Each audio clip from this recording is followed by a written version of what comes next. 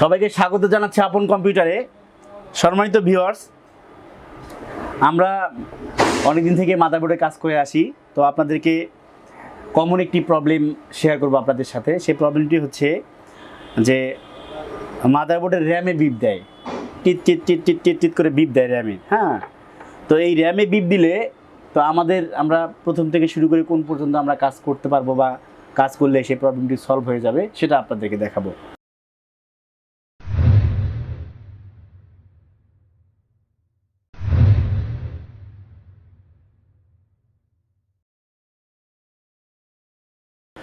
তো দেখেন, আমার প্রবলেমটি আমি আপনাদেরকে দেখাচ্ছি। এটা হচ্ছে পাওয়ার সাপ্লাই। আমাদের পাওয়ার সাপ্লাইটা অন করে নিলাম। আমি মাদারবোর্ডটা আমি সুইচিং করলাম। দেখেন, আমার র্যাম কিন্তু লাগানো, এখানে র্যাম লাগানো, কিন্তু সে বিপ দিচ্ছে, টিট টিট টিট টিট করে বিপ দিচ্ছে। আমি আবার বন্ধ করলাম।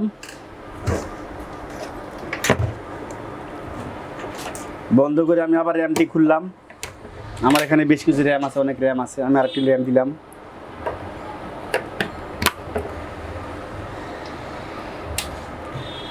এটা আবার আমি অন করলাম। দেখেন, এই শব্দটি সে বারবার করতেছে।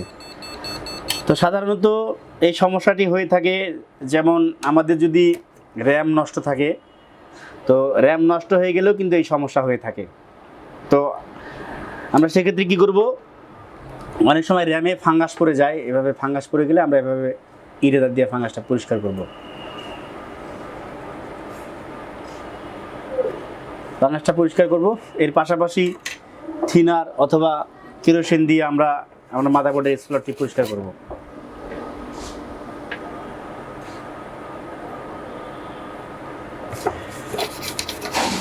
মাদারবোর্ডের স্লট পরিষ্কার করব, র্যাম পরিষ্কার করব এবং র্যামের স্লট পরিষ্কার করব। পরিষ্কার করে আমরা লাগাবো।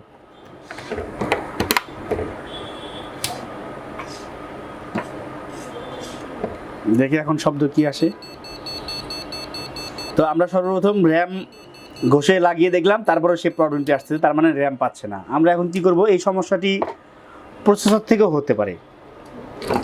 প্রসেসরের উপরে কার্বন জমে গেলে বা প্রসেসর যে সকেট আছে, সকেটের ভিতরে যদি কার্বন জমে যায়, সেই ক্ষেত্রেও এই প্রবলেমটি হতে পারে। তো আমরা কি করব, আমরা প্রসেসরটি আমরা পরিষ্কার করব। এরকম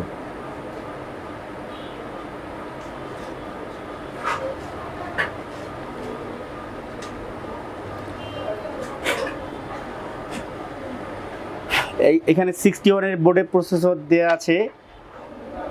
তো এটা Core i3 প্রসেসর দেওয়া আছে 61-এর বোর্ডে। তো এর ভিতরে যে স্লটটি আছে, ওই স্লটটি আপনারা কখনো ব্রাশ দিয়ে অথবা কোনো কিছু দিয়ে এটা আপনি পরিষ্কার করতে যাবেন না। কখনো পরিষ্কার করতে গেলে তখন আপনাদের প্রসেসরের পিন বেঁকে যাবে, সেই ক্ষেত্রে আপনাদের মাদারবোর্ডটি নষ্ট হয়ে যাবে।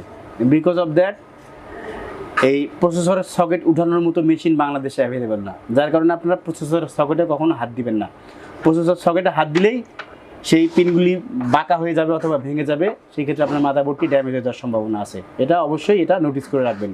প্রসেসরের পিনে কখনো আপনারা হাত দিবেন না। তো আমি কী করলাম, আমি প্রসেসরটি পরিষ্কার করে আমি এখানে দিলাম। দেওয়ার পরে আমি আবার কুলিং ফ্যানটি দিলাম এখানে।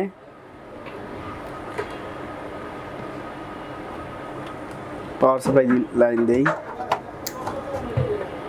এখানে আমি অন করলাম।